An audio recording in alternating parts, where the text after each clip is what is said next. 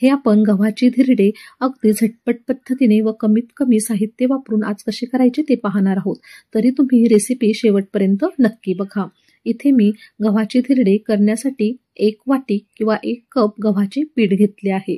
त्यात आता आपल्याला चणा डाळीचं म्हणजेच बेसन पीठ 2 चमचे घालून घ्यायचं आहे।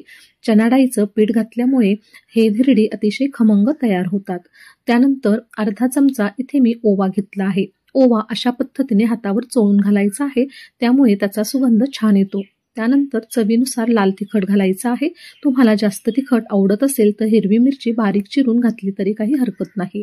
आता थोडीशी हळद घातली आहे, चवीनुसार मीठ घातलं आहे। त्यानंतर भरपूर आपल्याला हिरवीगार कोथिंबीर बारीक चिरून घालायची आहे।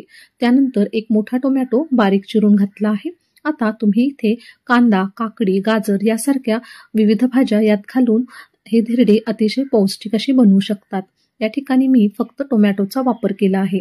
आता अगदी थोडं थोडं पाणी घालत आपल्याला धिरड्याचं पीठ हे छान असं एकत्र करून घ्यायचं आहे। थोडं थोडं पाणी घालत हे पीठ कालवलं की मग त्यात गिठळ्या होत नाही व छान असं आपलं हे बॅटर तयार होतं। डोशाचं बॅटर असतं अगदी तसंच हे बॅटर आपल्याला तयार करून घ्यायचं आहे।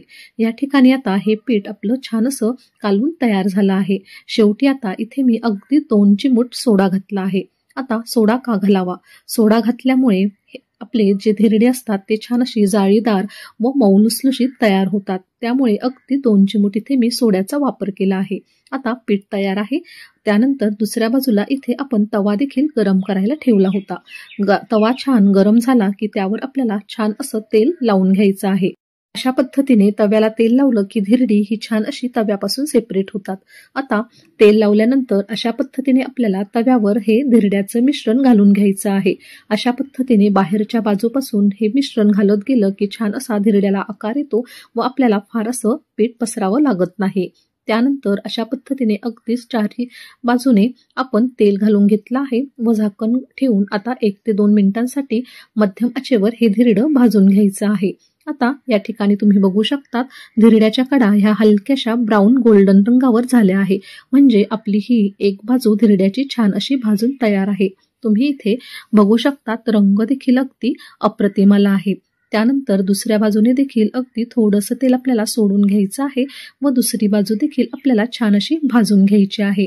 आपण ज्या वेळेस धिरड्याचं पीठ घातलं होतं त्याच वेळेस तुम्ही बघितलं असाल की छान अशी जाळी पडली होती। इथे मी जवळून दाखवते, तुम्ही बघू शकता अगदी जाळीदार आणि मऊ लुसलुशीत हे आपलं धिरडं तयार झालं आहे।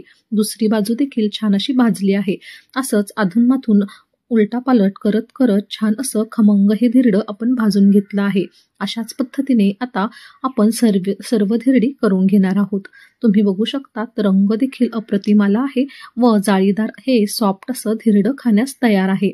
अशा पद्धतीने तुम्ही बघू शकता अगदी टेम्पटिंग दिसणारी ही धिरडी अगदी मऊ लुसलुशीत तयार झाली आहे। अगदी 1 वर्षाच्या बाळापासून तर अगदी वृद्धांपर्यंत दात नसेल तरी ती व्यक्ती हे धिरडं सहज खाऊ शकतं, इतकं हे मऊ झालं आहे। तुम्ही देखील ही रेसिपी नक्की ट्राय करून बघा व रेसिपी आवडल्यास किंवा कशी झाली ते मला कमेंटद्वारे नक्की सांगा। अशाच नवनवीन रेसिपी पाहण्यासाठी अस्सल गावरान या चॅनलला नक्की सबस्क्राईब करा। पुन्हा भेटूया अशा छानशा एका व्हिडिओसोबत, तोपर्यंत धन्यवाद।